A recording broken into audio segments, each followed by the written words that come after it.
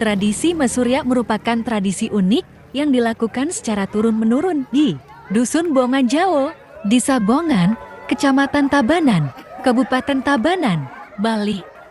Tradisi mesuryak telah dilakukan sejak nenek moyang tanpa pernah diketahui kapan tradisi dimulai. Hingga saat ini, tradisi mesuryak masih dilaksanakan warga Desa Bongan Jawo. Tujuan tradisi mesuryak merupakan tradisi yang bertujuan untuk mempersembahkan atau membekali leluhur yang turun pada hari raya Galungan agar kembali ke alam surga dengan damai dan tenang. Bekal yang dimaksud berupa sesajen, di mana dalam bentuk nyata salah satunya dengan memberikan uang. Masyarakat meyakini bahwa dengan memberi bekal kepada leluhur akan ada timbal balik berupa saling melindungi keturunannya dan memberikan kedamaian bagi keluarganya. Upacara mesuryak dilakukan pada saat hari raya Kuningan 10 hari setelah Galungan setiap 6 bulan sekali. Pelaksanaan upacara dilakukan pada pukul 9 hingga 12 WITA.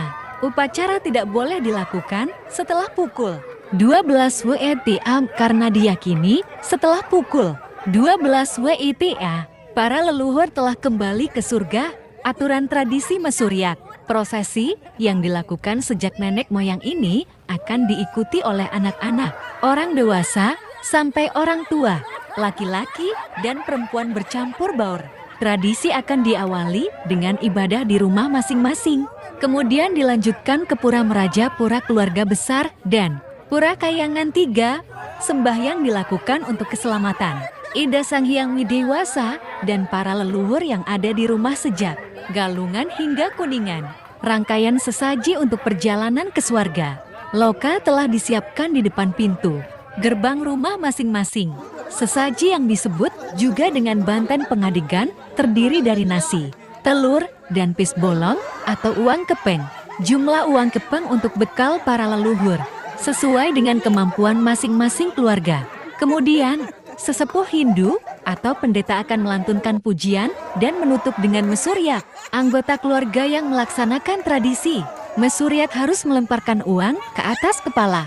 Setelah uang jatuh ke bawah, akan diperebutkan masyarakat Desa Bongan yang ikut hadir dan menyaksikan tradisi ini.